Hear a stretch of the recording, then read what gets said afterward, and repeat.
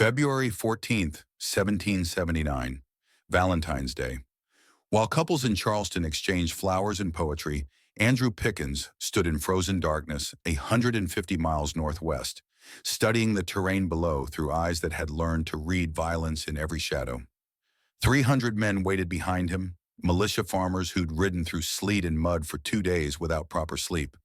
Below, 700 British Loyalists and Creek warriors slept around campfires, believing themselves safe in numbers. Andrew's fingers rested on the long rifle that had killed men in 3 wars. 6 weeks ago, he'd sworn a sacred oath to never raise this weapon against the British crown again. The question wasn't whether he'd break that oath. He'd already decided.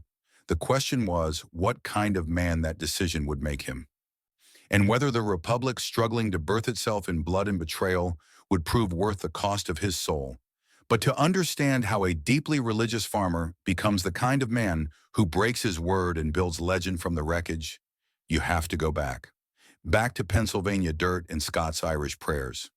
Back to a 9-year-old boy learning that survival on the American frontier required more than faith. It demanded the willingness to become something your parents might not recognize. Andrew Pickens entered the world on September 19, 1730, in Paxtang, Pennsylvania, when the colonies still believed themselves proper British subjects and the word revolution existed only in astronomy. His father, also Andrew, had fled to Ulster with nothing but Presbyterian conviction and the kind of spine that doesn't bend under persecution. The elder Pickens embodied every Scots-Irish virtue and vice, stubborn as granite, honest to the point of pain, and convinced that God's elect could be identified by their capacity for hard work and harder prayer. Young Andrew grew up in a cabin where the Bible was read every night by firelight, where a handshake meant more than any legal document, and where the phrase, "a man's word is his bond," wasn't poetry, but iron law. That world taught Andrew what honor meant before he understood what honor cost. 1739 brought the decision that would shape everything after. The elder Pickens announced they were leaving Pennsylvania, heading south into the Carolina backcountry, into the Waxhaw region where civilization ended and something older began. Andrew was 9 years old enough to understand they were abandoning safety, too young to comprehend what they were riding toward. The journey took weeks, wagon trains moving through forests so dense that noon felt like dusk, across rivers swollen with spring rage, through territories where Cherokee and Catawba and Creek nations contested every mile. Other Scots-Irish families traveled with them, Presbyterian exiles seeking land and freedom from coastal aristocrats who treated frontier folk like livestock that happened to speak English. The Waxhaw in 1740 existed in that strange space between wilderness and settlement, where European ambition met indigenous reality. The land itself seemed designed to break men or make them mythical. Rolling hills thick with oak and hickory, pine forests that whispered in wind, that carried the scent of possibility and danger in equal measure. Creeks ran clear enough to see the stones on the bottom, and game was so abundant that poor shooting felt like moral failure. But abundance came with a price calculated in scars and graves. The backcountry sat hundreds of miles from Charleston, where governors and powdered wigs debated policy.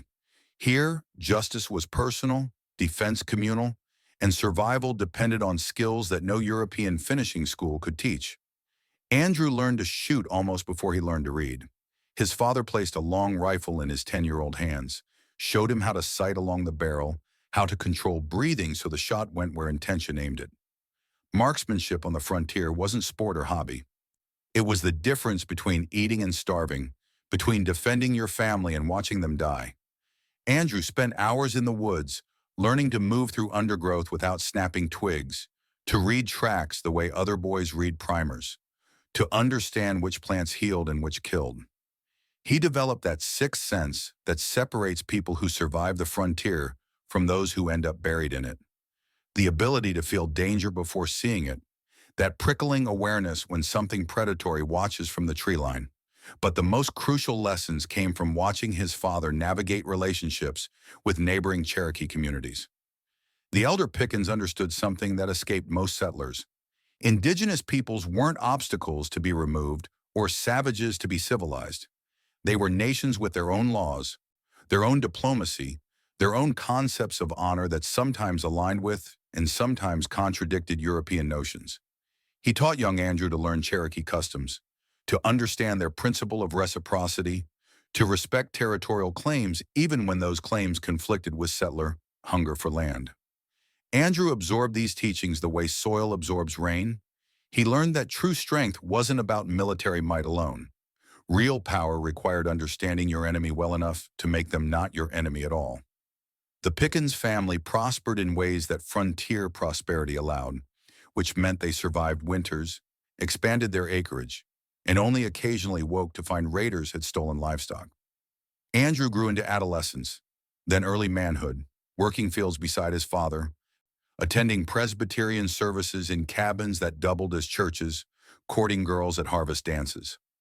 By 1755, when Andrew turned 25, he'd built a reputation as someone who could shoot, track, and keep his word in a place where any of those qualities might save your life. Then war arrived, and Andrew discovered what all that frontier training had actually been preparing him for. The French and Indian War erupted in the north and sent ripples south like stones thrown into still water. Cherokee warriors, allied with the French and motivated by decades of broken British promises, began raiding settlements. Farms burned, families were killed or dragged into captivity. The entire backcountry lived in that constant, low-grade terror that comes from knowing violence could arrive at any moment, from any direction, for reasons that had nothing to do with you personally and everything to do with forces you couldn't control. Andrew joined the militia because every able-bodied man joined the militia. It wasn't patriotism or adventure. It was survival through collective defense. He served under commanders who understood that frontier warfare bore no resemblance to the European battles they'd read about. No neat lines of soldiers firing volleys in open fields while officers watched through telescopes. Frontier war was ambush and counter-ambush. It was knowing terrain better than your enemy, moving faster, striking harder, and disappearing before superior numbers could be brought to bear. It was personal and vicious and left scars that went deeper than flesh. Andrew excelled at this kind of fighting in ways that surprised him. His marksmanship, honed through years of hunting, translated directly to combat. His ability to move silently through woods made him valuable for scouting. His patience, that hunter's patience that can wait motionless for hours, proved critical during ambushes. But more than these physical skills, Andrew developed something harder to quantify: tactical intuition.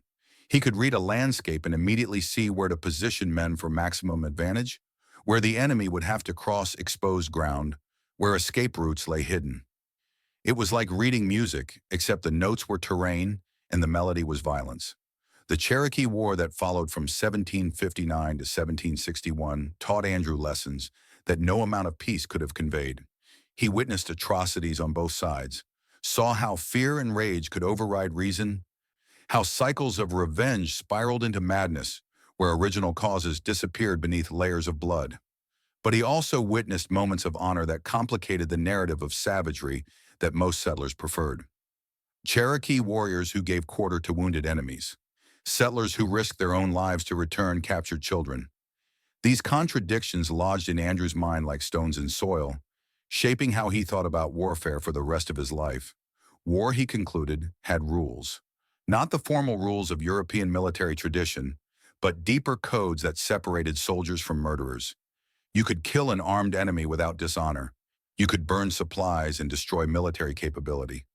But there were lines involving prisoners, involving civilians, involving the wounded, that you crossed at the cost of your own humanity. This belief would define his approach to every conflict after, making him both more effective and more conflicted than commanders who saw warfare as simple mathematics of killing. 1763 brought peace with the Cherokee and brought Andrew to a crossroads. He was 33 years old, unmarried, carrying scars from battles he rarely discussed. The war had revealed capacities he hadn't known he possessed, for leadership, for violence, for making decisions under pressure that would haunt him later. But it had also shown him the cost of those capacities, and he wasn't certain he wanted to spend his life paying that price. Then he met Rebecca Calhoun, and the equation changed. Rebecca came from a prominent backcountry family, the Calhouns, who'd established themselves as the kind of people who shaped frontier politics through a combination of land ownership and sheer force of personality. But Rebecca herself was something beyond her family's status. She could load a rifle as quickly as any man Andrew knew. She could treat wounds using herbs and poultices that actually worked. She could manage a farm when circumstances demanded it. And she possessed a fearlessness about frontier hardships that came not from ignorance, but from clear-eyed acceptance of reality. The frontier was dangerous. Life was uncertain. You could either spend your days paralyzed by fear, or you could build something worth defending. Andrew recognized someone who shared his core beliefs, that integrity mattered, that faith provided foundation, that hard work built legacy, but who brought her own strength to those beliefs rather than simply reflecting his. They married in 1763, and Andrew discovered that partnership could multiply capability rather than just divide labor. The Calhoun connection also gave Andrew access to the backcountry's emerging leadership class. His father-in-law commanded respect in ways that went beyond land ownership. He could navigate the complex politics of colonial South Carolina, where coastal aristocrats in Charleston controlled the assembly and treated backcountry settlers with barely concealed contempt. Andrew learned to think politically, to understand how power operated not just through rifles, but through representation and rhetoric. He and Rebecca settled on land near Long Canes Creek in what would become Abbeville District, in the heart of what would later emerge as Patriot resistance territory. Andrew built a life that looked, from the outside, utterly ordinary. He cleared fields and planted corn and wheat. He raised cattle and hogs. He constructed first a cabin, then a more substantial house as prosperity permitted. Children arrived, 7 in total, each one adding to both the labor force and the legacy he was building. He served as a Presbyterian elder, reading scripture daily, attending services every Sunday, living according to principles that seemed almost quaint in their rigidity. But those who knew Andrew recognized something beneath the surface. His reputation for absolute integrity became legendary. If Andrew Pickens gave his word, he kept it regardless of cost or consequence. This wasn't flexibility or pragmatism. It was bedrock, the kind of principle that defined identity itself. He was deeply religious, but his faith wasn't the fire and brimstone variety common on the frontier. Andrew's religion was quieter, more contemplative, rooted in the Presbyterian belief that God's sovereignty governed all events, but that human beings bore responsibility for their choices within that sovereignty. He believed in justice and mercy in equal measure, believed that even enemies deserved respect, believed that how you lived mattered as much as what you believed. These convictions would be tested in ways he couldn't imagine when, in 1775, news arrived that would shatter the careful life he'd built. Lexington and Concord, British regulars firing on colonial militia. Blood spilled over taxes and representation, and the question of whether free men had the right to govern themselves. The news spread through the backcountry like wildfire through dry grass, and everywhere it touched, it forced decisions that couldn't be unmade. In coastal cities like Charleston, the divisions were relatively clear. Wealthy merchants and planters who resented British taxation became patriots. Crown officials and those whose fortunes depended on British trade became loyalists. But in the backcountry, loyalty was vastly more complicated. Here, allegiance wasn't about abstract political philosophy. It was personal, tangled up in old grudges, family connections, economic interests, and religious affiliations. The backcountry was a patchwork of communities that often distrusted each other as much as they distrusted the coastal elite. Scottish Highlanders who'd fled Britain after failed rebellions sometimes supported the crown out of complex loyalty. Scots-Irish Presbyterians like Andrew often opposed British authority, but also resented the Charleston aristocrats who'd ignored and exploited them for decades. Andrew found himself torn in ways that went deeper than politics. He had no love for the British government, which had spent decades neglecting the backcountry while taxing its produce. The colonial assembly in Charleston, dominated by wealthy coastal planters, had consistently refused to give backcountry settlers adequate representation or protection. But revolution, actually breaking away from the crown entirely, this was a step that carried implications Andrew understood better than most. Revolution meant war. and Andrew had seen enough war to know its costs couldn't be calculated in advance. What finally pushed Andrew toward the patriot cause was a combination of principle and pragmatism that he'd later spend years trying to disentangle. The principle was straightforward. Free men should have a say in the laws that govern them, the taxes they paid, the wars they fought. The British government, as Andrew saw it, had violated the fundamental covenant between rulers and ruled. But pragmatism mattered too. Andrew could see that the backcountry would become a battleground regardless of his personal feelings. Neutrality wasn't an option. The only question was which side to support, and the Patriots offered something the British couldn't: a vision of a society where backcountry farmers like him would have real political power instead of serving as the resource base for coastal aristocrats. In 1775, Andrew joined the Patriot militia. He was 45 years old, far older than most recruits, but his experience in the Cherokee War made him immediately valuable. He was commissioned as a captain and given command of a company drawn from his district. These weren't professional soldiers.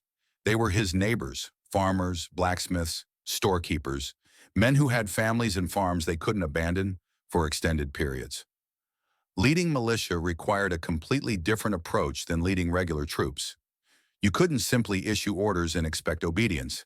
You had to earn respect, understand their concerns, know when to push and when to grant leave for planting or harvest. Andrew proved to be a natural leader of militia in ways that had nothing to do with formal military training. He never asked his men to do anything he wouldn't do himself. He shared their hardships, ate the same rations, slept on the same ground. But he also maintained discipline without becoming tyrannical. He understood that frontier democracy meant officers and enlisted men were social equals in civilian life. In camp, a captain could give orders, but he'd better have solid reasons, and he'd better be willing to explain those reasons rather than hiding behind rank. Andrew's quiet competence, his reputation for integrity, his proven courage in previous conflicts, these earned him a loyalty that drilling and punishment never could. His men trusted him because he'd demonstrated over years that he kept his word and valued their lives. The first years of the Revolution in the South were relatively quiet, almost anticlimactic after the dramatic break with Britain. The British strategy focused on the northern colonies, where major cities and population centers offered more promising targets. In South Carolina, Patriots and Loyalists skirmished, but there were no major battles, no dramatic confrontations. Andrew spent this period training his men, scouting Loyalist strongholds, participating in the slow work of building Patriot infrastructure in the backcountry. He learned the art of intelligence gathering, cultivating sources among neutral families who could report on Loyalist movements. He learned logistics, the unglamorous but critical work of gathering supplies, arranging for powder and shot, ensuring his men had shoes and blankets. Then 1778 arrived, and everything changed with the speed of summer lightning. The British shifted their strategy completely. They would abandon the North, where Washington's Continental Army had proven surprisingly resilient, and focus on the South. The British believed, with some justification, that the southern colonies harbored stronger Loyalist sympathies. They believed that capturing southern ports and cities would cut off supplies to the Continental Army. And they believed that the fractured, contentious nature of backcountry politics would make it easy to turn the region into a Loyalist stronghold. In late 1778, British forces captured Savannah, Georgia. The blow was devastating. Georgia's Patriot government collapsed almost overnight. Loyalist militia, emboldened by British support, began raiding Patriot settlements with savage enthusiasm, settling old scores that had nothing to do with political philosophy and everything to do with personal grudges. Refugees streamed into South Carolina, carrying stories of atrocities, of women and children not spared, of patriots who'd surrendered being killed anyway.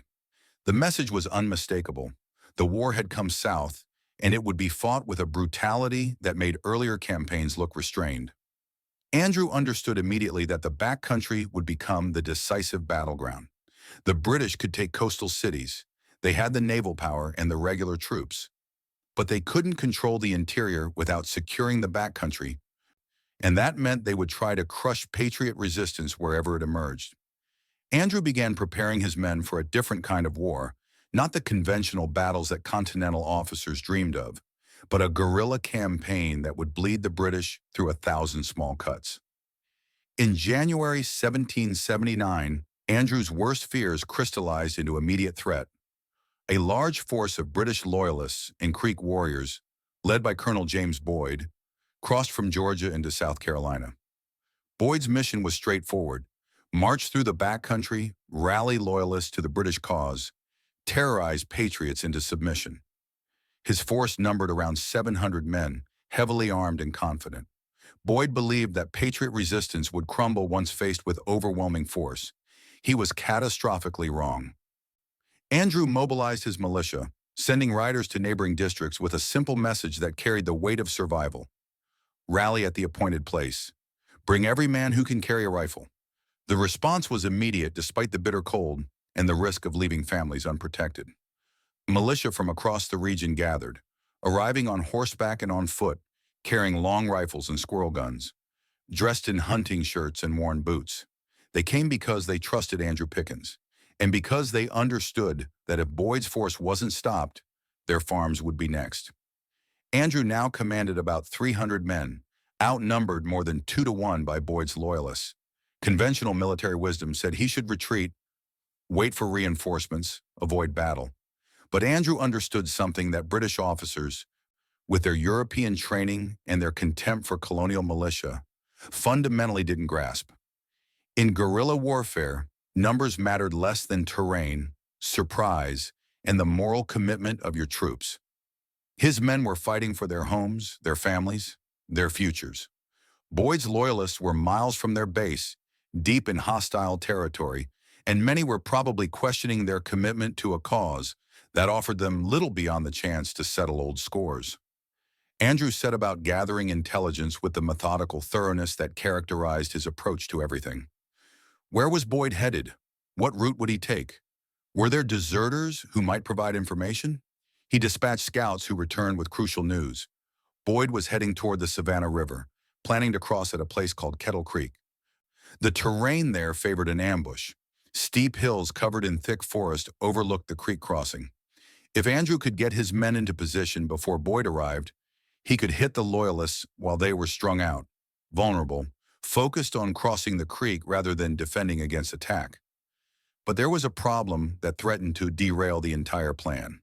To reach Kettle Creek before Boyd, Andrew's militia would have to march through the night, covering nearly 40 miles in darkness, through freezing rain and mud. His men were already exhausted, hungry, cold. Could he ask them to endure even more? Andrew didn't hesitate, but neither did he command. He explained the situation plainly, treating his men like the free citizens they were fighting to remain. March now and fight on ground of their choosing, or let Boyd reach the river and lose the advantage. The men voted to march.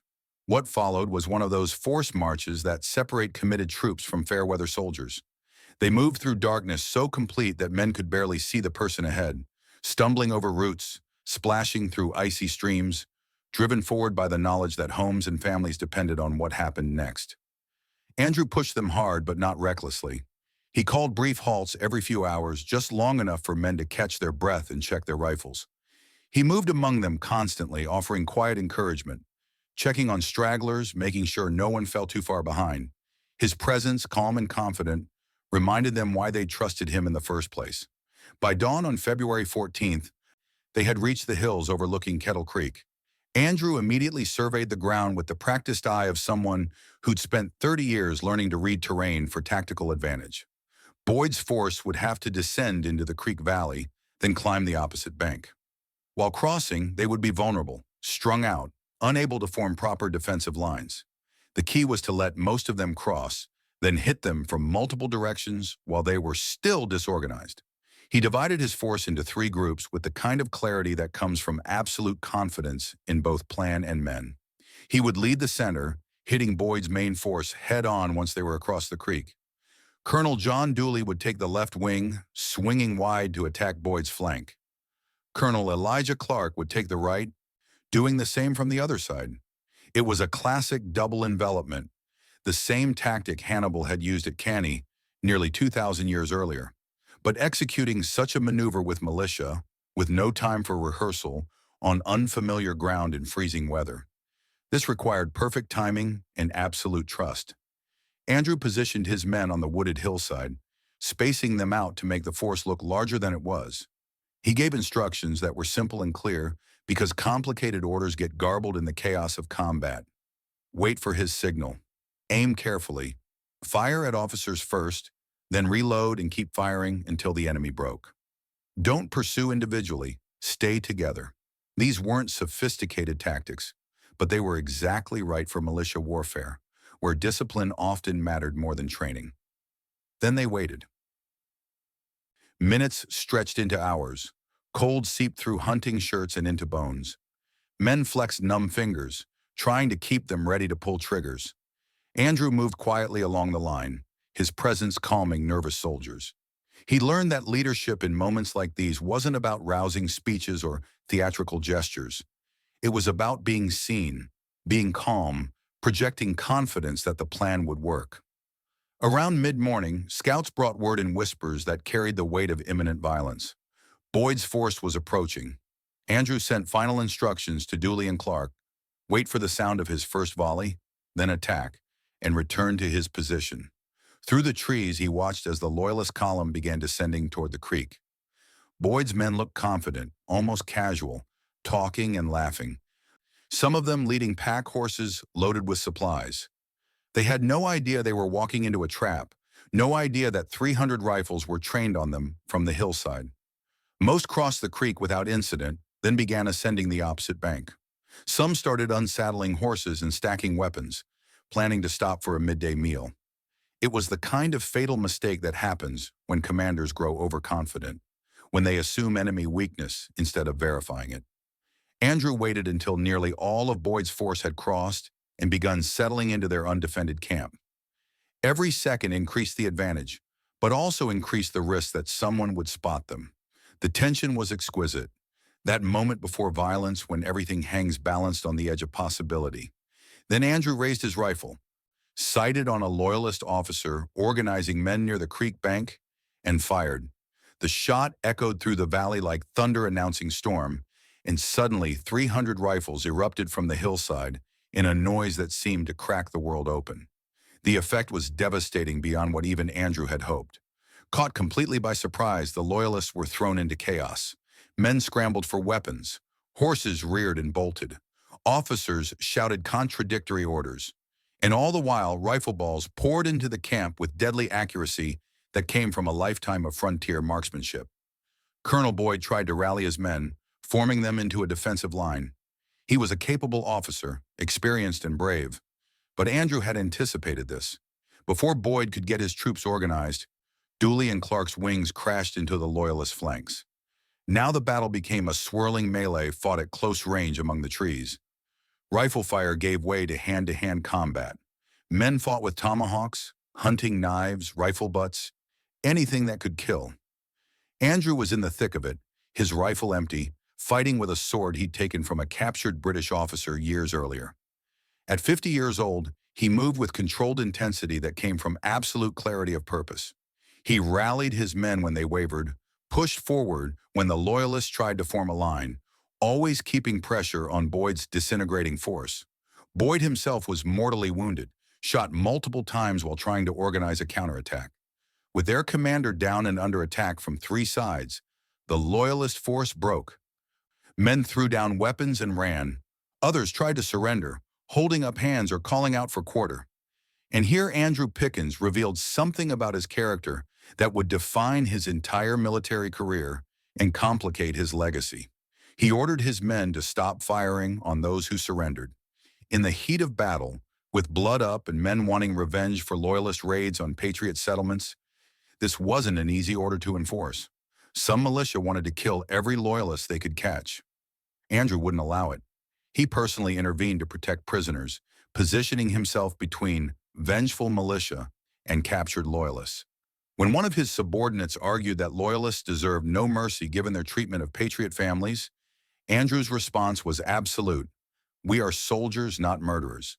These men have surrendered, and they will be treated as prisoners of war. This wasn't softness or naive idealism. Andrew could be as ruthless as any guerrilla commander, when tactical situations demanded it. But he understood something crucial that many officers missed. How you treat prisoners and civilians determines whether you're a soldier or a bandit. It determines whether people support your cause or fear and hate you. The British and their loyalist allies were earning a reputation for brutality, for giving no quarter, for terrorizing civilian populations.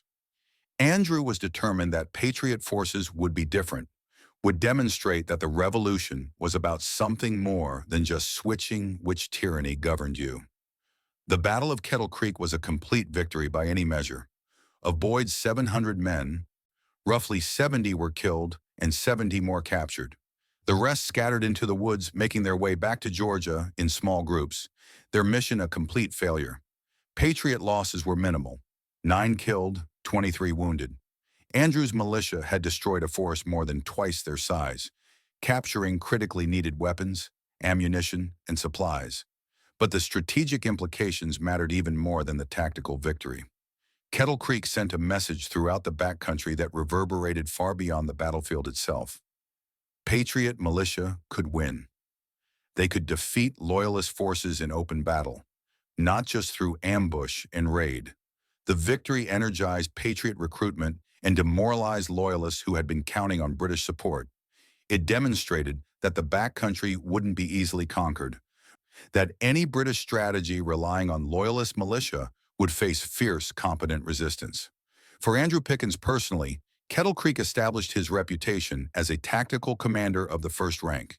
He had executed a complex maneuver with untrained militia and achieved a decisive victory that professional officers would study. Other Patriot leaders took notice. The Continental Command began to see backcountry militia not as an irregular nuisance, but as a critical component of Southern strategy. But if Andrew thought Kettle Creek would lead to more victories, to a steady progression toward independence, he was quickly and brutally disappointed. The months following the battle revealed just how precarious the Patriot position really was, how close the entire revolution in the South stood to complete collapse. May 17th, 1780. Charleston fell to British forces in what would become the worst American defeat of the entire war. General Benjamin Lincoln surrendered his entire army, over 5,000 men, along with weapons, supplies, and ships that the fledgling republic couldn't afford to lose. The news reached Andrew's district 3 days later, carried by a rider whose horse was lathered with foam and whose face held the kind of exhaustion that comes from outrunning catastrophe. Andrew stood in his doorway, listening to the report, and with each sentence, he felt the careful structure he'd built over 5 years of resistance begin to crack. The Patriot government of South Carolina essentially ceased to exist. British forces fanned out across the state like blood spreading through water, establishing garrisons, demanding oaths of loyalty, making it clear that neutrality was no longer an option. You were either with the crown or you were an outlaw subject to immediate execution. There would be no middle ground, no quiet withdrawal from politics, no pretending the war existed somewhere else. But the British made a calculation that would ultimately cost them the entire South, though they couldn't see it yet. They decided that everyone who had previously supported the Patriot cause must formally renounce that support and actively join Loyalist militia. Simply swearing loyalty wasn't enough. You had to demonstrate that loyalty through action, through providing intelligence about former comrades, through potentially taking up arms against men you'd fought beside. For anyone who'd held a commission in the Patriot forces, the demands became even more explicit: betray your friends or watch your family suffer. Andrew first heard these terms from a British officer who arrived at his farm in mid-June with an escort of 20 regulars. The officer was young, probably fresh from England, still believing that colonial rebels were fundamentally cowards who'd crumble once faced with real military power. He sat in Andrew's home, drank Rebecca's coffee, and explained the situation with the kind of casual certainty that comes from never having been truly afraid. Swear loyalty to King George. Surrender all weapons. Provide information about other Patriot leaders. The alternative was property confiscation, family turned out, imprisonment, or execution. Andrew listened without expression, that frontier poker face that revealed nothing while his mind calculated possibilities and costs. He could refuse and watch Rebecca and his children pay for his principles. He could flee to the mountains or to North Carolina, joining other patriots in exile. But that meant abandoning his land and leaving his family vulnerable. Or he could swear the oath, hoping the war would eventually turn and he could rejoin the fight. That night, after the British officer left, Andrew sat with Rebecca by the fire. She knew without asking that he was wrestling with something that went deeper than tactics or strategy. This was about the core of who he believed himself to be. Her hand found his in the darkness. "Whatever you decide, we'll endure it." The words carried no pressure, no judgment, just the kind of partnership forged over 17 years of frontier life. She'd never asked him to be anything other than himself, and she wouldn't start now.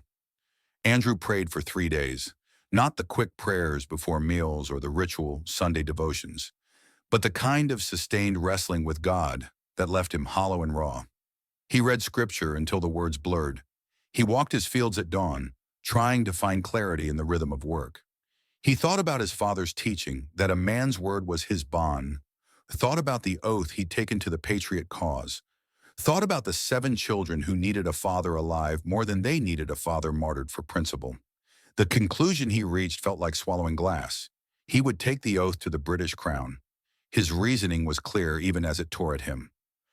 His first duty was to his family. He could do more good alive and protecting them than dead or imprisoned. The British were offering terms, and accepting those terms didn't erase 5 years of resistance. It simply recognized the reality that Charleston's fall had changed everything. Other Patriot officers were making the same calculation. Surely this was the pragmatic choice, the responsible choice, the choice that prioritized survival over abstract principle. But Andrew Pickens had built his entire identity on keeping his word, on absolute integrity, on the belief that honor meant something more than convenience. And now he was preparing to swear loyalty to the very power he'd spent 5 years fighting. The contradiction was acid in his throat. June 23, 1780. Andrew Pickens stood in front of a British magistrate and swore an oath to bear true allegiance to King George III, to renounce the patriot cause, and to never again take up arms against the British government. The words came out steady despite everything they cost. The magistrate noted his compliance, returned his property deed, and made it clear that Andrew was now under British protection as long as he honored the terms. Andrew went home, took down his rifle, and hung it above the fireplace where it would stay visible but untouched. Then he tried to return to farming as if the previous 5 years had been some fever dream that had finally broken. The first weeks were the hardest. He worked his fields with an intensity that bordered on desperation, trying to exhaust himself enough that he wouldn't have to think about what he'd done. He attended Presbyterian services and heard sermons about trusting in God's sovereignty, about how suffering refined faith like fire refined gold. He avoided eye contact with neighbors who'd also taken the oath, and with those few who'd fled rather than submit. The air between former patriots felt thick with shame and judgment in equal measure. Rebecca never mentioned the oath, never suggested he'd made the wrong choice, never implied that he was anything less than the man she'd married. But Andrew could feel the weight of it pressing down on everything, turning every normal action, plowing, praying, playing with his children, into a performance of normalcy that fooled no one, least of all himself. Then the British revealed what their protection actually meant. Loyalist militia, emboldened by British support and freed from any pretense of restraint, began raiding Patriot farms with savage enthusiasm. Old grudges that had nothing to do with politics got settled with violence. Men who'd surrendered believing they'd be protected under the oath's terms were attacked anyway. Women and children weren't spared. Houses burned. Livestock was stolen or slaughtered for sport. The backcountry descended into a vicious civil war, where the only rule was that there were no rules. Andrew watched this unfolding catastrophe with growing rage that had nowhere to go. He'd kept his oath. He'd surrendered his weapons. He'd withdrawn from the fight. And the British had repaid his good faith with bad faith, allowing, even encouraging, Loyalist militia to terrorize the very people who'd surrendered under promise of protection. This wasn't legitimate warfare conducted according to recognized rules. This was state-sanctioned banditry, violence as policy, terror as governance. The breaking point came on a Saturday in late November. Andrew had ridden to a neighboring settlement to help repair a barn, one of those community efforts that held frontier society together. He returned home as dust settled over the hills and found Rebecca standing in the yard. Her face set in that expression he'd learned meant something terrible had happened. A band of Loyalist militia had come through while he was gone. Maybe 20 men, led by a captain Andrew had known before the war, someone he'd considered if not a friend, then at least a neighbor. They'd stolen 3 horses and half a dozen cattle. They'd broken into the smokehouse and taken the winter's meat. They'd destroyed a season's worth of stored grain by mixing it with manure, and they'd terrified Rebecca and the children, making threats that stopped just short of physical violence, but left no doubt what would happen if the family resisted. Andrew stood in his ruined yard and felt something fundamental break inside him. Not a sudden snap, but a slow tearing, like fabric pulled past its tensile strength. The British had broken their word first. They'd violated every term under which he'd surrendered. That meant, in his mind, that his oath was void. You couldn't honor a contract when the other party had already demonstrated they had no intention of honoring theirs. But Andrew Pickens wasn't a man who made decisions in anger, no matter how justified that anger might be. He spent 5 days in prayer and contemplation, wrestling with the moral dimensions of breaking an oath even when that oath had been extracted under duress and immediately violated by the receiving party. His reasoning crystallized slowly, built on both theology and frontier justice. An oath was sacred, yes, but it was also a mutual commitment. When one party breaks faith, the other is released from their obligation. The British had shown they were not honorable enemies operating under recognized rules of war. They were using oaths as weapons to disarm enemies, then allowing those enemies to be victimized. He would not be complicit in that system. More than that, he couldn't be complicit and remain the man he believed himself to be. On the 1st of December, 1780, Andrew took down his rifle from above the fireplace. The weight of it in his hands felt different now, heavier somehow, as if the metal had absorbed the cost of what he was about to do. He checked the flint, ran a cleaning patch down the barrel, loaded it with powder and ball. Then he sent word to his former militia officers, men who'd also surrendered and sworn oaths, men who'd been living with the same shame and rage. The message was simple, stripped of any justification or explanation. The British have broken faith. We are released from our oaths. It's time to fight.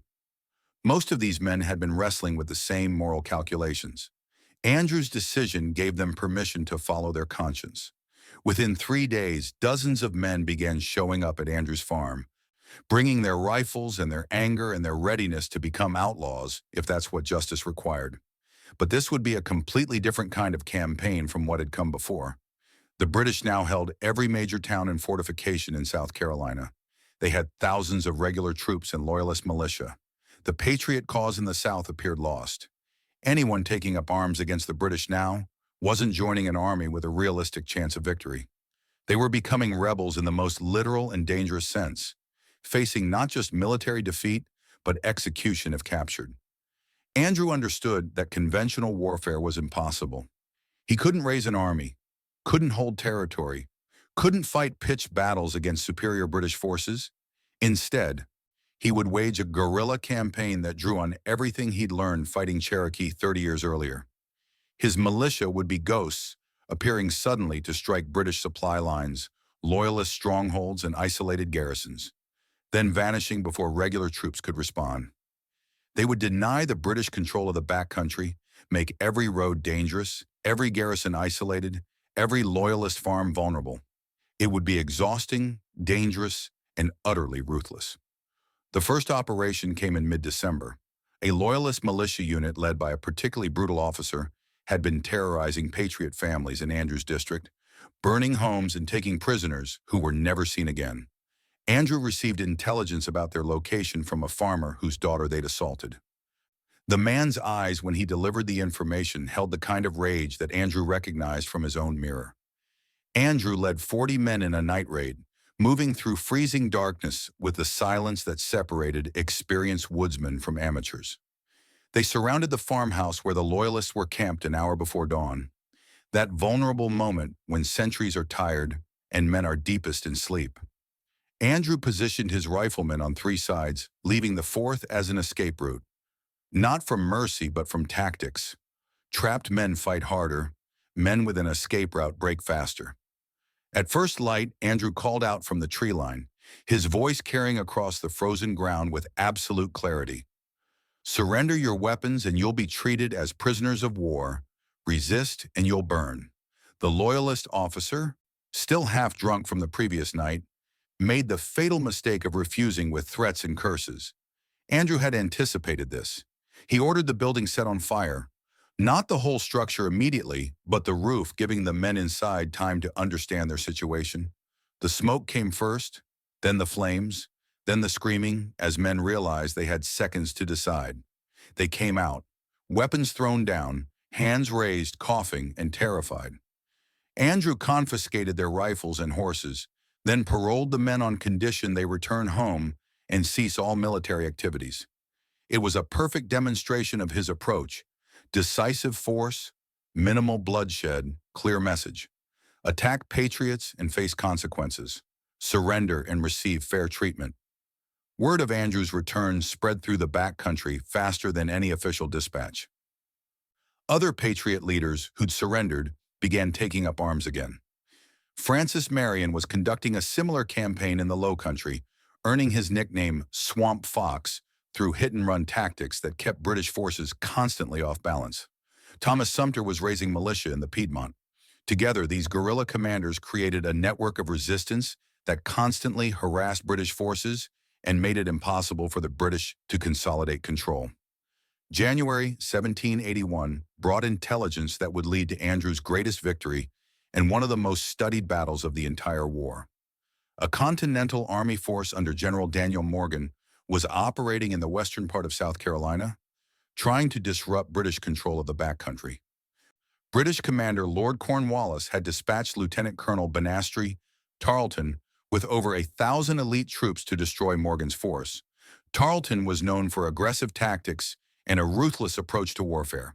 His legion had earned a reputation for giving no quarter, for slaughtering patriots who tried to surrender. The phrase Tarleton's quarter had become synonymous with massacre. Morgan, outnumbered and pursued by Tarleton's faster-moving force, needed reinforcements desperately.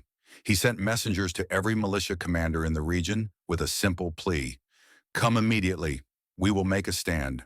Your militia are needed. Andrew responded without hesitation. He mobilized every man he could reach, roughly 150 experienced riflemen, and force-marched them to join Morgan. This was a massive risk that went beyond personal danger. If Morgan's force was destroyed, Andrew's militia would likely be destroyed with it, and the entire Patriot resistance in the backcountry would collapse. But Andrew understood that guerrilla warfare alone couldn't win the war. At some point, Patriot forces had to be willing to stand and fight major battles, to prove they could defeat British regulars in conventional combat. This was that moment, and Andrew chose to stake everything on it. Andrew's men reached Morgan's position on January 16th at a place called Hannah's Cowpens, an open area used for grazing cattle. Tactically, the ground wasn't ideal for defense. No fortifications, no natural barriers, and the broad river behind them meant limited escape routes if things went badly. But Morgan had chosen the position deliberately. He wanted to fight where militia couldn't easily run away, where the river at their backs meant they would have to stand and fight. Morgan was a tactical genius, one of the few Continental officers who truly understood how to use militia effectively. He'd fought at Quebec and Saratoga, earned his reputation through victories that combined conventional and irregular tactics. When Andrew arrived, Morgan took him aside and explained his plan with the kind of clarity that came from absolute confidence in both strategy and men. The militia, including Andrew's riflemen, would form the first line. They would fire 2 volleys at the advancing British, then retreat through the second line of Continental regulars. This wasn't cowardice or poor planning. It was brilliant psychology. Militia often broke and ran when facing British regulars with bayonets. Morgan would turn that tendency into a tactical advantage. Let the militia fire and pull back as they naturally wanted to do, but do it in a controlled way that would draw the British forward into a trap. The Continental regulars would absorb that charge, and then militia cavalry under Colonel William Washington would strike the British flanks. Andrew understood immediately. His riflemen would serve as the trigger, provoking Tarleton into an aggressive charge that would commit his troops before they understood the real nature of Morgan's defense. It was risky, requiring precise coordination and timing. If any element failed, if the militia broke too early, if the Continentals couldn't hold, if the cavalry struck too soon or too late, the entire force could be destroyed. But Andrew also recognized the genius in Morgan's plan. It worked with the natural tendencies of militia rather than against them, turning perceived weakness into strength. The morning of January 17, 1781, Tarleton's force appeared through the morning mist. Over 1,000 men, British regulars, Tory militia, and the feared British Legion cavalry. They were confident, expecting another easy victory over Patriot militia. Tarleton ordered an immediate attack, not bothering with reconnaissance or complex tactics. He simply sent his infantry forward in a standard British assault, drums beating, officers calling cadence, certain that the militia would break and run as they usually did. Andrew's riflemen waited, lying prone or kneeling, to make themselves smaller targets, rifles steady, breathing controlled. Andrew moved among them one last time, his presence more important than any words. He could see the British infantry coming on in their neat lines, professional and disciplined, and utterly unprepared for what was about to happen. When the British got within 50 yards, Andrew gave the order. 150 rifles discharged simultaneously. The front rank of British infantry went down as if swept by an invisible scythe. Before the British could recover, before their officers could process what had just happened, Andrew's men reloaded with the speed that came from a lifetime of frontier hunting and fired again. More British soldiers fell. Then, exactly as planned, Andrew's militia fell back through the Continental line. The British, seeing militia retreating, assumed victory was at hand. They charged forward with even more enthusiasm, breaking their neat formations in their eagerness to catch the fleeing Americans. They ran straight into Morgan's Continentals, who delivered disciplined volleys that stopped the British charge cold. The battle became a close-range firefight, red-coated British regulars and Continental Army soldiers standing within 50 yards of each other, trading volleys and taking casualties. At the critical moment when the battle hung in the balance, Morgan ordered a bayonet charge. The Continentals surged forward just as Washington's cavalry smashed into the British flanks. And here Andrew Pickens demonstrated the kind of tactical flexibility that separated competent commanders from exceptional ones. Instead of continuing to retreat, instead of staying safely behind the Continental line, he rallied his militia and brought them back into the fight. His riflemen hit the British right flank at exactly the moment when Tarleton's force was most vulnerable, already staggered by the Continental charge and the cavalry assault. The British line collapsed completely. Tarleton's entire force was destroyed, over 100 British soldiers killed, over 800 captured. Only Tarleton himself and a handful of cavalry escaped. American losses were minimal: 12 killed, 60 wounded. It was one of the most complete victories of the entire war, a tactical masterpiece that proved American forces could not just defeat, but utterly destroy elite British units. Morgan, in his official report to Congress, specifically praised Andrew's gallant conduct, but the significance went far beyond personal recognition.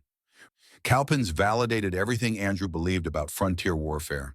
Disciplined militia, properly led and employed according to their strengths rather than their weaknesses, could accomplish what many Continental officers thought impossible. Strategically, Cowpens changed the course of the war in the South. Cornwallis, furious at Tarleton's defeat, began a pursuit of Morgan that would ultimately lead him north to Virginia and to Yorktown, where he would surrender to Washington. British control of the backcountry, which had seemed absolute after Charleston's fall, never recovered. Loyalist militia, who had been counting on British military support to protect them from Patriot reprisals, began melting away as they realized the British couldn't actually control the interior. But if Andrew thought Cowpens marked a turning point toward easy victory, he was quickly disabused of that notion. The months following the battle revealed that winning conventional engagements was only one part of the struggle. The other part, darker and more morally complex, was the civil war that continued to rage across the backcountry. As British conventional forces began withdrawing to coastal strongholds, the conflict in the interior became increasingly a fight between Patriot and Loyalist militia. And civil wars, as Andrew was learning, are always the most vicious because they strip away any pretense of political principle and reveal the personal hatreds underneath. Andrew conducted what amounted to a systematic campaign to eliminate Loyalist resistance in backcountry South Carolina. This wasn't glorious warfare celebrated in songs or remembered in paintings. It was hard, brutal work that left stains on everyone involved. His militia would receive intelligence about a Loyalist stronghold, force march through the night, surround the position at dawn, and demand surrender. Sometimes the Loyalists surrendered, sometimes they fought. The men who surrendered were given a choice: swear allegiance to the patriot cause and return home, or face imprisonment or worse. This period also saw Andrew's most controversial action. A Loyalist officer who had been particularly brutal in his treatment of Patriot prisoners was captured after a skirmish.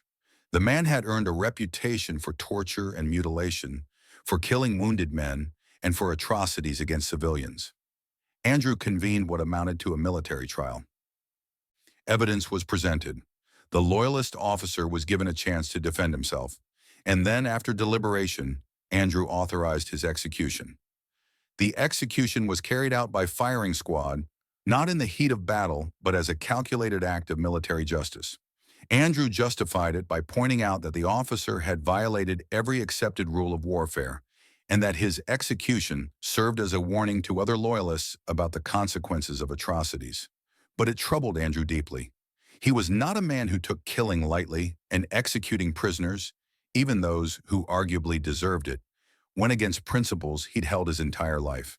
The line between justice and revenge, between legitimate military necessity and murder, felt razor thin in moments like these. Throughout this brutal period, Andrew maintained his reputation for treating Native American communities with respect and attempting to prevent atrocities on both sides. The Cherokee had initially sided with the British, believing that a British victory would protect their lands from settler encroachment. Andrew understood their reasoning in ways most colonial leaders couldn't or wouldn't. The Cherokee were fighting for the same reason everyone else was: to protect their homes and families from forces they couldn't control. He went out of his way to arrange prisoner exchanges, to prevent his militia from attacking Cherokee villages, to argue for negotiations rather than extermination. This approach, rare among American commanders, earned him the Cherokee name Skyagunster, the wizard owl. In Cherokee culture, the owl was associated with wisdom and the ability to see in darkness, both literal and figurative. The name was a mark of respect, recognition that Andrew was different from other colonial leaders who saw indigenous peoples as obstacles to be removed rather than as nations with their own sovereignty and honor. After the war, this reputation would allow Andrew to negotiate treaties that, while still fundamentally unfair to the Cherokee, were far better than what other American negotiators would have imposed. But that was future consideration. In the moment, Andrew simply acted according to principles he'd held since childhood: that even enemies deserve respect, that violence should be constrained by honor, that how you fought mattered as much as whether you won. By early 1782, organized Loyalist resistance in the backcountry had collapsed. British forces remained in Charleston and Savannah, but they no longer controlled the interior. Andrew's militia had accomplished its mission. The backcountry was secured for the Patriot cause, but the cost had been staggering in ways that went beyond casualty counts. Communities were devastated. Families had been torn apart. Neighbor had fought neighbor, often settling old grudges that had nothing to do with politics. The landscape was dotted with burned farms and unmarked graves. The scars of civil war would take generations to heal, if they ever truly healed at all. In December 1782, Andrew led what would be his last military operation of the war. Cherokee warriors, encouraged by remaining British agents, had conducted raids on frontier settlements. Andrew was ordered to lead a punitive expedition into Cherokee territory. This put him in an impossible position. He understood the Cherokee perspective, believed that diplomacy could resolve the situation, but he was also a military commander with orders and settlers who demanded protection. Andrew's solution was characteristic of his approach. He would demonstrate military force but offer terms for peace. His militia marched into Cherokee territory and destroyed several abandoned villages to show they had the capability to inflict serious damage. But he deliberately avoided casualties, making it clear that this was demonstration rather than genocide. Then he requested a parley with Cherokee leaders. The message was unmistakable. We can continue this cycle of violence that serves neither of us, or we can negotiate terms that allow both peoples to survive. Andrew's reputation for keeping his word, earned over decades of frontier interaction, made Cherokee leaders willing to talk. The resulting treaty wasn't perfect. No treaty between conqueror and conquered ever is. But it avoided the kind of genocidal campaign that other American commanders would later wage. And it established a framework that would allow Andrew to serve as a mediator in future negotiations. When the war finally ended in 1783 with the Treaty of Paris, Andrew returned to his farm. He was 53 years old.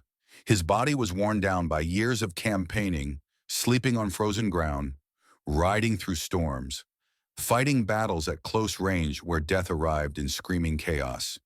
His property was damaged, his fortune depleted by war expenses and Loyalist raids, but he was alive, and the cause he'd fought for had won.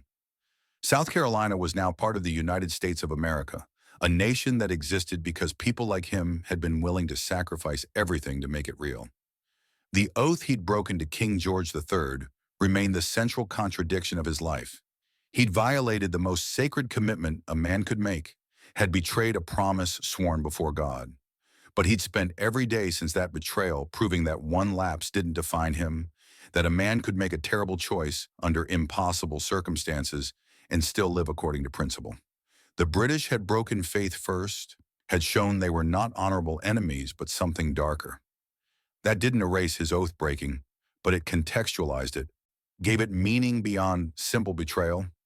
Andrew would spend the rest of his life rebuilding what war had destroyed, both in his community and in himself. But first, he had to learn how to live in peace after years of violence, how to be a farmer again after becoming a warrior, how to find purpose in ordinary days after extraordinary ones. That journey in its own way would prove as difficult as anything he'd faced during the war. Peace arrived not with trumpets or celebration, but with a strange, hollow silence that Andrew found harder to navigate than gunfire. The Treaty of Paris in 1783 made it official, but wars don't end when diplomats sign papers in distant cities. They end in the hearts of men who have to figure out how to live with what they've done and what's been done to them. Andrew stood in his fields that autumn, trying to remember the rhythm of planting that had once defined his existence, and found that his hands knew the motions, but his mind kept drifting to other fields, where bodies had fallen and grass had drunk blood. Rebecca found him there one evening, staring at furrows he'd been digging for an hour, without realizing he'd been working the same patch over and over. She didn't say anything, just stood beside him until the repetitive motion broke, and he looked up as if waking from sleep. Her presence was the only thing that felt real in those first months, the only anchor that kept him from drifting into the place where violence lives even after the fighting stops. The farm needed everything. Fences had rotted or been torn down for firewood by passing armies. The barn bore bullet holes from a skirmish Andrew hadn't even witnessed. Tools had been stolen or broken. Livestock had been reduced to a fraction of what he'd owned before Charleston fell. At 53, Andrew had to rebuild from near nothing, and his body reminded him with every dawn that frontier labor grew harder when bones carried the memory of old injuries and joints complained about decades of hard use. But the physical rebuilding was simpler than the social reconstruction. The backcountry was shattered in ways that went deeper than property damage. Families that had fought on opposite sides now had to live as neighbors again. Men who'd killed each other's relatives had to work together to rebuild roads and courthouses. Women who'd lost husbands to violence had to share church pews with the widows of those who'd done the killing. The whole region was a raw wound, and everyone was supposed to pretend it was healing just because the fighting had stopped. Andrew was elected to the South Carolina legislature in 1784, partly because of his military reputation, but mostly because backcountry settlers trusted him to represent their interests against coastal elites who'd controlled the state since colonial times. The position paid almost nothing and required months away from the farm, but Andrew accepted because the war had taught him that military victory meant nothing if the political system that followed betrayed the principles men had died for. His first controversial position in the legislature stunned former patriots. Andrew advocated for fair treatment of former Loyalists, arguing that the new nation couldn't afford to exclude or persecute a third of its population simply because they'd supported the losing side. Many patriots wanted harsh measures: property confiscation, permanent disenfranchisement, even forced exile. Andrew stood against this, not from softness, but from hard calculation. You couldn't build a functioning republic on vengeance. Either the United States would find a way to incorporate former enemies, or it would spend decades in perpetual internal conflict.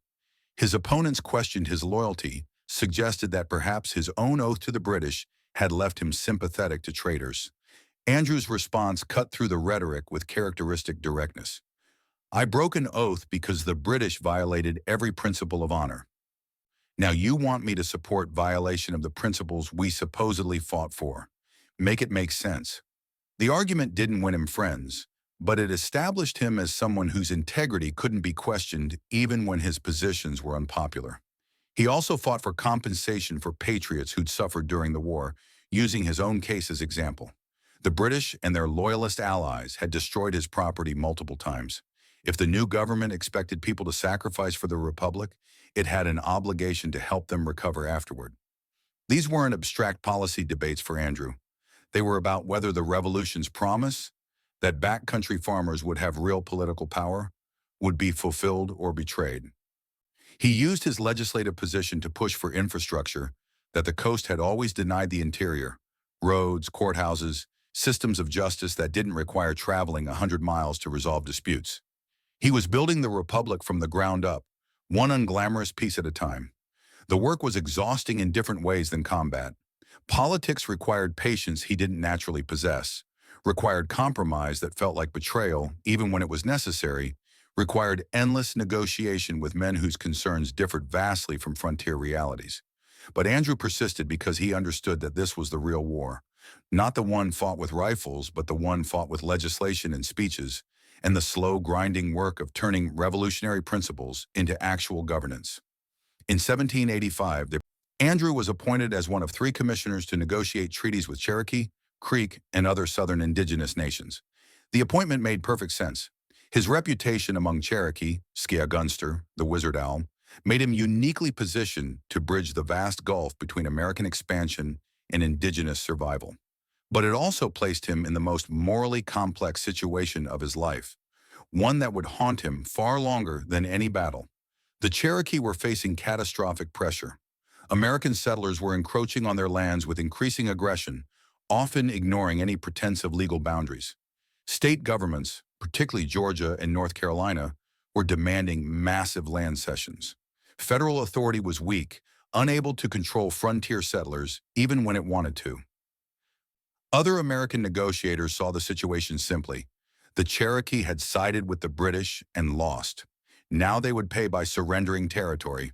Some advocated for complete removal, forcing the Cherokee west of the Mississippi regardless of existing treaties. Andrew arrived at the treaty ground near Hopewell, South Carolina, in November 1785, carrying both official authority and personal conviction that this negotiation represented a test of whether the United States would honor its professed principles.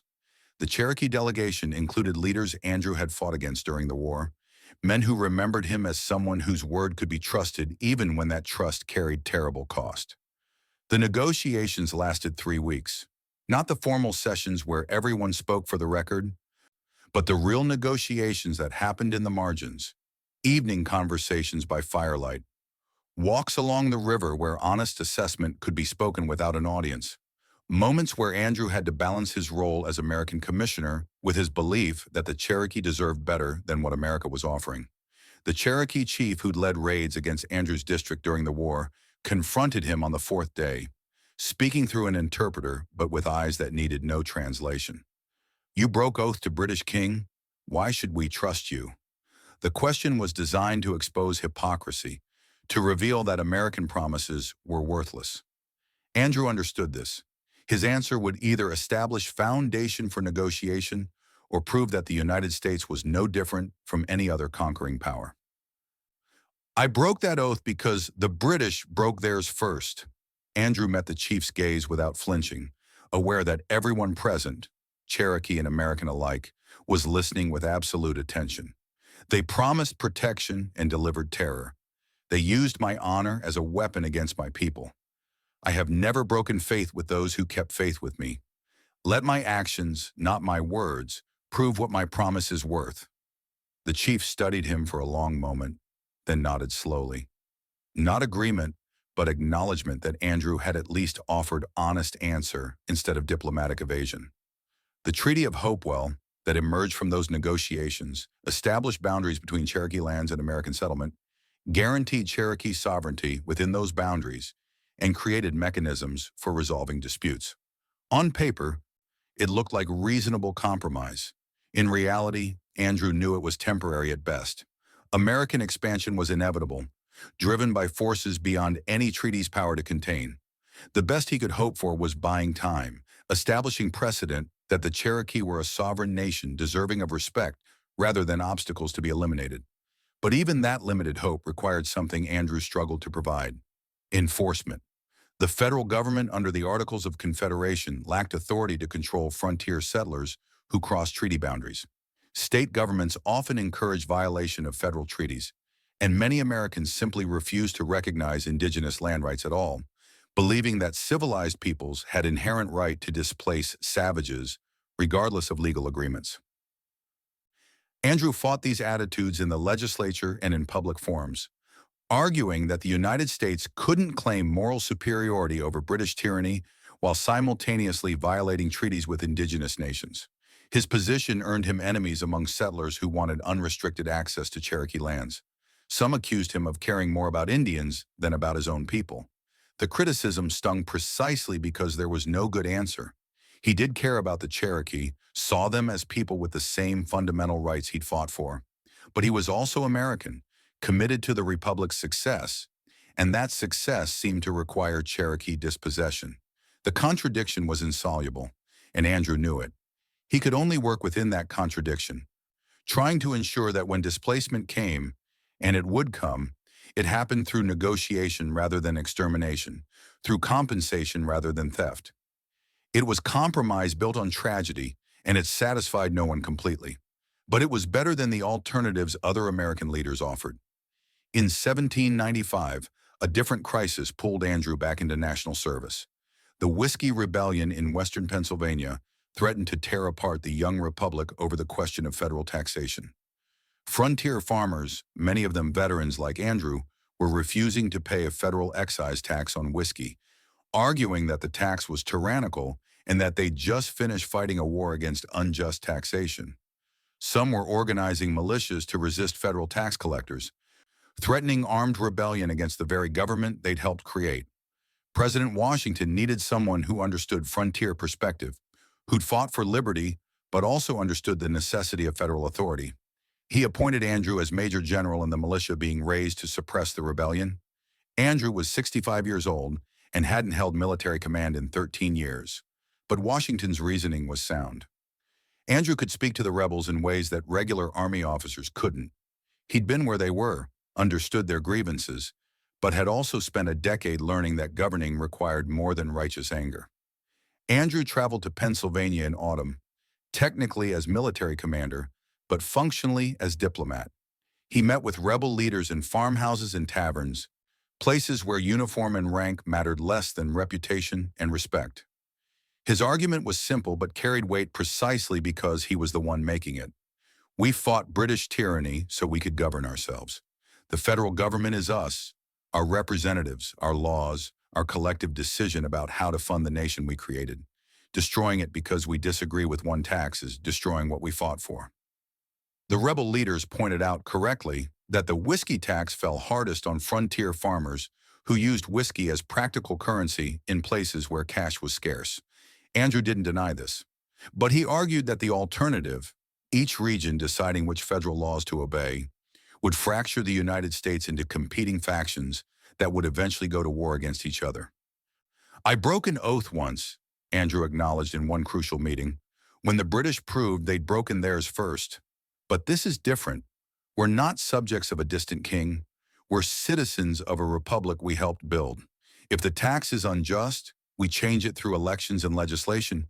We don't tear down the entire structure. The argument, combined with the arrival of federal troops that made armed resistance suicidal, convinced most rebels to back down. The Whiskey Rebellion ended without the large-scale bloodshed that many had predicted. Andrew's role had been largely diplomatic, but Washington recognized that sometimes the most important military contribution is preventing the war from happening. Andrew returned to South Carolina in 1796, satisfied that he'd helped preserve the Republic, but also exhausted in ways that went beyond physical fatigue. He was 66 years old. Rebecca's health was failing, though she refused to acknowledge this with anything more than occasional mention that mornings were harder than they used to be. His children were grown, most with families of their own, continuing the work of building lives in a region still scarred by civil war. He watched the nation grow with mixed feelings. The United States was expanding rapidly, fulfilling the dreams of those who'd fought for independence. But that expansion came at the cost of indigenous peoples whose dispossession Andrew had helped negotiate, but never accepted as just. The Cherokee were being pushed further and further from their ancestral lands, despite treaties, despite promises, despite everything Andrew had argued for in legislature and negotiating sessions. In 1805, Andrew attended his last treaty negotiation, serving again as commissioner in talks with Creek and Cherokee nations. He was 75 years old, his body worn by decades of hard labor and harder memories. The younger American negotiators were less interested in fairness than in extracting maximum land cessions for minimum compensation. Andrew found himself fighting his own delegation as much as negotiating with indigenous leaders, arguing for terms that at least pretended to honor previous agreements. The Creek chief who led their delegation was young enough to be Andrew's grandson, but his eyes held the kind of weariness that comes from watching your people's world disappear. During a break in negotiations, the chief approached Andrew with a question that wasn't really a question at all. "Skyagunster, you have always spoken with straight tongue. Tell me true, will your people honor these terms any better than previous ones?" Andrew wanted to offer reassurance, wanted to promise that this treaty would be different, but he learned over 75 years that the only thing worse than hard truth is comfortable lie. "I don't know," the admission came out rough as stones grinding together. "I will fight for them to honor these terms. But I can't promise success. All I can promise is that I will keep my word to you, whatever that word is worth now." The chief nodded, accepting honesty even when honesty offered no comfort. The treaty was signed. Within a decade, most of its terms would be violated by American settlers and ignored by state governments. Andrew knew this even as he put his signature to paper, knew he was participating in something that history would judge harshly. But the alternative, no treaty at all, would have been even worse, would have meant unrestrained violence instead of even the pretense of legal process. These contradictions accumulated like sediment in a riverbed, layering Andrew's later years with a complexity that simple patriotic narrative couldn't contain. He'd fought for a republic based on principles of liberty and justice, but that republic was built on land taken from peoples who'd never consented to its authority. He'd broken an oath to preserve his integrity, but that integrity required constant compromise with realities that violated everything he believed. He'd killed men in service of a cause he still believed was just, but the cost of that killing echoed through families and communities decades later. Rebecca died in 1810, after 47 years of marriage. She went quietly in her sleep, which was mercy, but Andrew felt her absence like the loss of a limb. She'd been the constant through everything: war, peace, success, failure, moral clarity, and moral confusion. She'd never asked him to be anything other than himself, had supported his decisions even when those decisions carried terrible cost. Without her, Andrew felt unmoored, still present in the world but no longer quite of it. His children visited regularly, brought grandchildren who looked at him with a mixture of respect and incomprehension. To them, the revolution was history, something that happened before they were born, distant as the Cherokee wars of his youth. They didn't understand the weight of having fought to create the nation they took for granted, couldn't comprehend what it cost to break an oath or to negotiate treaties you knew would be violated. Andrew spent his final years mostly on his farm, still working the land when his body permitted, attending Presbyterian services every Sunday, receiving visitors who wanted to hear Revolutionary War stories. Historians came, veterans came, young men who imagined war as glorious adventure rather than grinding horror. Andrew was always willing to talk, but characteristically modest about his own role. He would speak at length about Daniel Morgan's tactical genius, about Francis Marion's persistence, about the courage of ordinary militia who'd left farms to fight. But about his own actions, he remained brief, almost dismissive. When pressed, he'd acknowledge Kettle Creek and Cowpens, would mention the Cherokee negotiations, would admit to breaking the British oath. But he resisted any effort to cast him as hero rather than participant. One young visitor in 1815, a student working on a history of the Revolution, asked a question that cut closer to truth than perhaps he realized. General Pickens, were you ever afraid during the war? Andrew was 85 years old, sitting on his porch in afternoon sun that made his age-spotted hands look almost translucent. He thought for a long moment before answering, trying to find words that would convey reality without discouraging someone who hadn't yet learned what courage actually cost. Every day, the words came out quiet but absolute.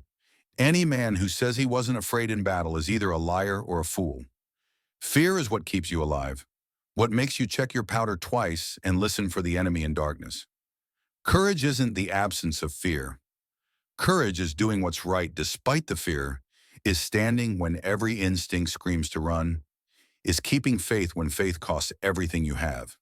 The student wrote this down carefully, perhaps recognizing that he'd received something more valuable than tactical details or casualty counts. Andrew watched him write and wondered whether future generations would understand what those words meant. Whether they'd grasp that courage and fear weren't opposites but companions, that doing right often required doing terrible things, that serving principles sometimes meant compromising those principles in ways that left permanent scars. In his final years, Andrew thought often about the oath he'd broken, not with regret exactly, but with the kind of contemplation that comes from carrying something heavy for so long that you can't quite remember what it felt like to put it down. The British had broken faith first. That remained true. They'd used his honor as a weapon against him. Also true. Breaking the oath had been necessary to protect his family and to continue fighting for the cause he believed in. True as well. But truth didn't erase the fact that he'd violated the most sacred commitment a man could make, had sworn before God to one thing and then done another. That he'd had good reasons didn't change the fundamental reality of the act. It contextualized it, gave it meaning beyond simple betrayal, but it didn't make the betrayal disappear. Andrew concluded in his methodical way that this was simply the cost of living according to principle in an imperfect world. You made the best decisions you could with the information available, accepted the consequences of those decisions, and spent the rest of your life proving that one terrible choice didn't define you. He'd broken an oath once. He'd kept every other promise he'd made for the following 37 years. History would judge whether that was sufficient. On August 11th, 1817, Andrew Pickens died peacefully at his home, surrounded by children and grandchildren who'd gathered as his health failed.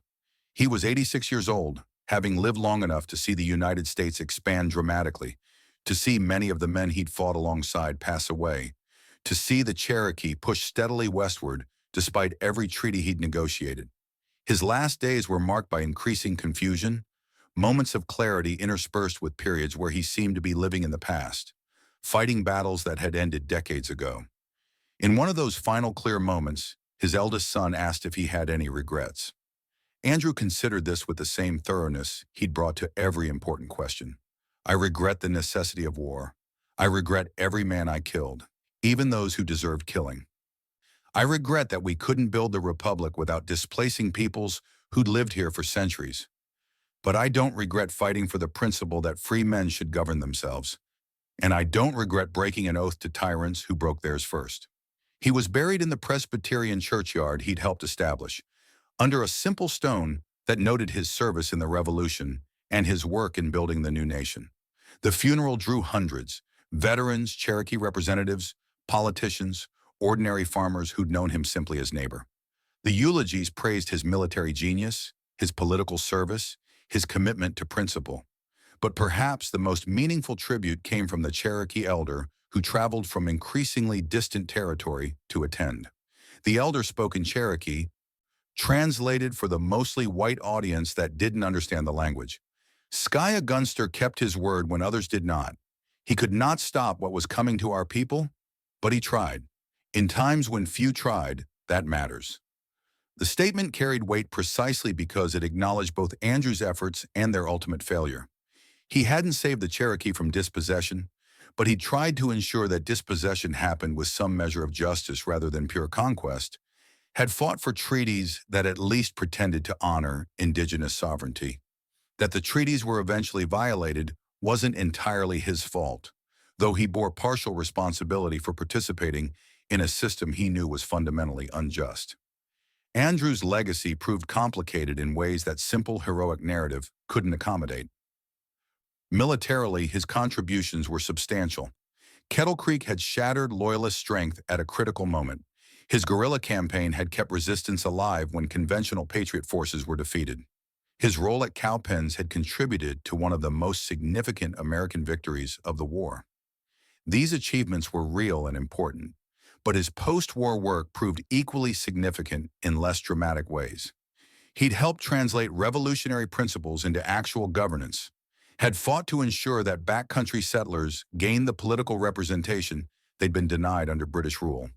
He'd negotiated treaties with indigenous nations that, while ultimately inadequate, at least established precedent that those nations deserved diplomatic engagement rather than simple extermination. He demonstrated that integrity mattered in politics as much as in warfare, that keeping your word built foundations that lasted longer than military victories. The story of the broken oath remains central to how people understood Andrew Pickens. Some saw it as proof that principles could be situational, that even the most rigid honor could bend when circumstances demanded. Others saw it as justification for breaking any promise when convenient, as evidence that oaths meant nothing. But those who knew Andrew best understood something more subtle, that he'd broken one oath under extreme duress when the receiving party had already violated their end of the bargain and had then spent 37 years demonstrating that this single lapse didn't define him. The question of whether breaking the oath was right remained unanswerable in any absolute sense. The British had broken faith first, that was clear. Andrew's family would have suffered if he'd refused, also clear. The Patriot cause benefited from his return to arms, undeniable. But oaths are sacred precisely because they bind us even when keeping them is inconvenient or costly. By that standard, Andrew had failed the test of absolute principle. Yet absolute principle carried its own dangers. Had Andrew kept his oath to the British? Had he sat out the remainder of the war? Would that have been more honorable? Or would it have been collaboration with tyranny, using honor as excuse for inaction? These questions had no simple answers, which was perhaps the most important lesson Andrew's life offered. In the decades after his death, Andrew Pickens faded from national memory in ways that more flamboyant revolutionary figures did not. There were no major biographies, no popular songs, no paintings commissioned to commemorate his victories. Outside South Carolina, his name appeared in history books as a footnote, if at all. The backcountry he'd fought for and helped build was absorbed into the expanding nation, its unique character diluted by waves of new settlement. But in the communities where he'd lived and fought, memory persisted in ways that went deeper than formal history. Pickens County was named in his honor, though many residents couldn't have explained exactly what he'd done to deserve the recognition. Battle sites at Kettle Creek and elsewhere bore historical markers that most people drove past without stopping. His farm was eventually subdivided and sold, the land worked by people who had no idea of its significance. Yet occasionally someone would stop at those historical markers, would read about the battle fought there, would wonder about the man who'd led militia to victory against superior numbers. And in those moments, Andrew Pickens would become briefly real again. Not as mythical hero, but as recognizable human being, flawed and conflicted, and ultimately courageous in ways that mattered. In Cherokee communities, scattered and diminished by forced removals and broken treaties, the name Skyagunster persisted in oral tradition. Not as savior, The Cherokee were under no illusions about what Andrew had or hadn't been able to prevent. But as one of the few American leaders who treated them with respect, who tried to honor his word even when his nation wouldn't support that effort. The memory was bittersweet, tinged with awareness of what might have been if more Americans had shared Andrew's approach. The broader lesson of Andrew Pickens' life lay not in his military victories or political achievements, but in the example he set of ordinary humanity facing extraordinary circumstances. He wasn't a military genius like Napoleon or a visionary leader like Washington. He was a farmer who became a warrior because circumstances demanded it, who led effectively because he understood the men he led, who made difficult moral choices and lived with the consequences. His story suggested that history isn't shaped only by famous generals and political leaders, but by thousands of ordinary people who, when confronted with injustice or tyranny or impossible choices, decide to act rather than submit. Not because they're superhuman, not because they're certain of success, but because they believe that how you live matters as much as how long you live. Andrew broke an oath once. He killed men in service of a cause. He participated in a system that dispossessed indigenous peoples. He made compromises that haunted him. He failed to achieve many of his goals. By any absolute standard of moral purity, he fell short. But he also kept his word for 37 years after breaking it once. He treated enemies with respect when others counseled extermination. He fought for political representation for common people against entrenched elites. He insisted on maintaining honor, even in the midst of brutal civil war. He tried to ensure that treaties with indigenous nations included at least some measure of justice. He built communities, established institutions, served the Republic until his body gave out. That combination of failure and success, of moral compromise and principled action, of human weakness and surprising strength, that was the real story. Not a tale of perfect heroism, but an account of flawed humanity doing its imperfect best in circumstances that offered no perfect choices.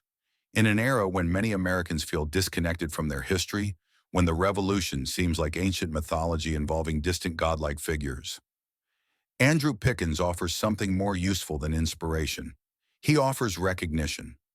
Recognition that the people who built this nation were recognizably human, scared, conflicted, sometimes wrong, often exhausted, but ultimately willing to sacrifice comfort for principle, to endure hardship for freedom, to keep fighting when surrender was easier.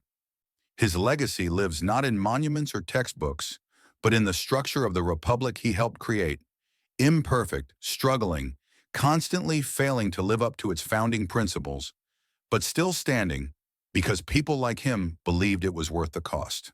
The backcountry gained representation. Indigenous nations received treaties, however inadequate. The principle that governments require consent of the governed took root. These weren't complete victories, but they were real achievements born from real struggle. The silent warrior remained silent even in death, his story known fully by few, his name recognized by fewer still. But silence doesn't mean insignificance. Sometimes the quietest voices echo longest, not through volume, but through substance. Andrew Pickens lived and fought and built according to principles he believed mattered. That those principles were tested, compromised, occasionally betrayed, that was the human condition. That he kept trying anyway, that was the legacy.